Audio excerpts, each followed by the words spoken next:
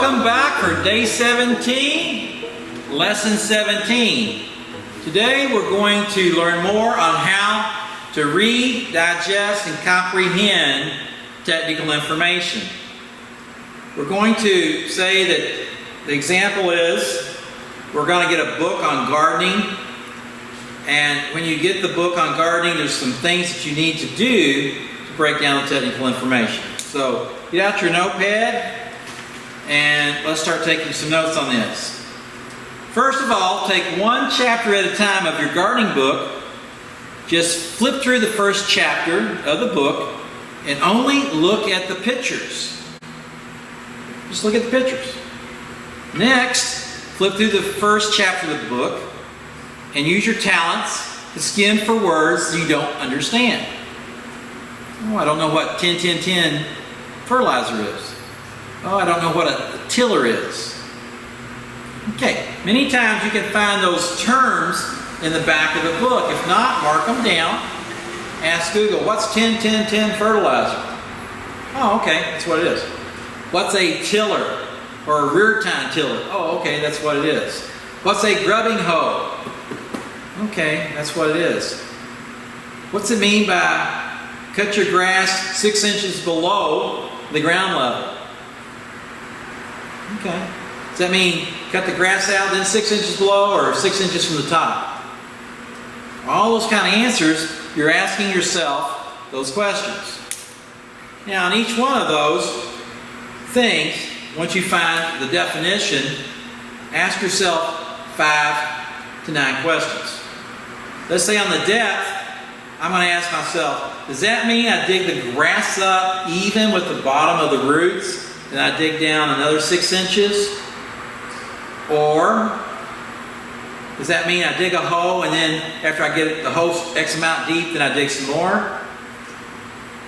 How deep do I go?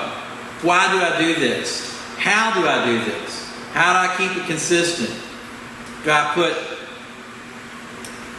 a hole right here where I'm digging my garden and put a string over here and stretch it, and I take a tape measure and say 6 inches from the top of that string?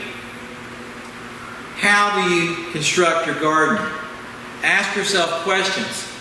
What's the rear tine tiller? How do I use the tiller? How do I turn it on? How do I turn it off? How do I wash it up? How can it burn me? How can I stop it from going? How do I get it out of the truck? Do I let it just crawl across the floor of the grass without digging in? Will that hurt the other yard? All these kind of questions ask about the different subjects. In your mind, after you start understanding the words you don't understand, and you're asking questions on how to do it, then it's time to skim that first chapter. Focus on skimming the first chapter for a couple of 2 or 3 minutes. If you have questions that were not answered, your mind will start filling those in. Now, read for full comprehension. You've looked at the pictures. You looked at the information. You analyzed what words you don't understand. You got your definitions. You skimmed it. Oh, it's a big word. I don't know what the rear tine tiller is. I don't know what fertilizer is. I don't know what a 6-inch deep measurement is. Now that you know those things, read the entire chapter at a slower pace. If you're reading 450 words a minute, read it slower, around 300 words a minute. It's confusing. It's new information. You read the entire chapter, maybe it's 10 pages long, it takes you 5 or 10 minutes. Take notes on it, make your notes down. I understand what I'm going to do, this is what I have in mind. I'm going to make it 8 foot wide by 15 foot long. It's going to be X amount of topsoil needed, X amount of inches deep. I'm going to put landscape pavers around it. I'm going to put some landscape pavers 2 deep below the surface, on the footer, on the edge. And I'm going to put some gravels in there 1 inch deep and keep it level. And I'm going to learn how to use a level. A little bubble in the middle. You know, you have a level, you have 2 lines, you have to have the bubble in the middle. After you've taken your notes, now read this first chapter using your full power, your superpower, your speed reading. Now read the whole thing. Over, over, over. Nice flow, nice flow, nice flow, nice flow, nice flow. When you do this, your reticular activation system, RAS, has given you a mind map. Now skim the next chapter. Do the same thing in the next chapter that you did in the first chapter, and do it again and again until you do all 4 or all 5 chapters. This is how you learn technical information. When you get finished, let's say you're the husband and your wife wants you to build this flower garden. After you've read this and you've planned it out, bring her outside and say, I'm going to show you what I learned on how to make a garden for us. Describe all the details to her. If she's not around and you have a baby, put the baby in the baby buggy and tell the baby. Tell somebody all the steps you're going to do. If your mom and dad used to do gardens, you planned yours out, call your mother and say, Mom, this is how I'm going to do a garden. I read all about it, and I'm just going to run it by you because you've built gardens before with the 10-10-10 fertilizer, and you've planted roses before, and you've planted peppers before, blah, blah, blah. That's the 5th time you're exposed to the information. And believe me, when you build this garden, you visualized it that night. When you build it, you'll remember how to build a garden the rest of your life. The information goes in so deep, you're now an expert on it. All these things lead to more building blocks, lead to a final destination of freedom. All right, so we're going to close today. It's a shorter thing. We want you to have an assignment of get a technical book at the mall on a project for your yard.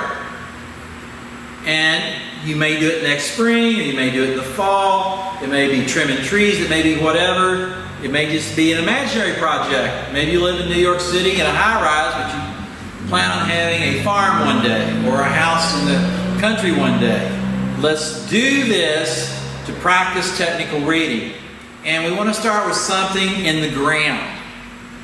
So that my grandma always said, if you want to be closer to God, plant stuff in the ground. And that's a true statement. In the fall, when the first snow comes, I always take my shoes and socks off and I walk around barefooted. Now, everybody else, my neighbors, say, well, he's crazy and all this. My grandmother said, on the first snow, you always walk a little bit barefooted, and then you thank God you have shoes. It's to remind me to stay grounded, not to become too uppity. She said, if you climb up to the very top of a tree, you might fall out. The branches get weak. So practice the things that keep you grounded. I'm going to leave this with you today.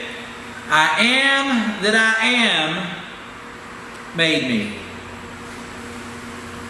And it tells in previous lessons over and over, I am that I am made me, so I am special. It tells you where you can look it up. I'm telling you, you're very, very special. Your day is coming. God is going to make up to you for all the horrible things that's happened. It's coming your way. You're one turn around from seeing the silver lining in your life. So let's get excited. Let's get fired up. Let's do our dance tonight. You've finalized your dance. If you want to video it and send your dance in, you can just put Amy C. from Tucson, Arizona, and what your thoughts are, and we can post that. You can share it with somebody else. It doesn't matter if you're skinny, if you're heavy, if you're tall, if you're short. It matters that you're precious. It matters that you can express yourself. It matters that you can learn that you are who you are. So be you and get fired up, get excited. And tonight, as we close, we want everybody to rub this little book. Only a few lessons to go. I love my job. I love my job. I love learning. I love learning. love learning. I love growing. You are growing. Congratulations. Keep up the good work. See you tomorrow.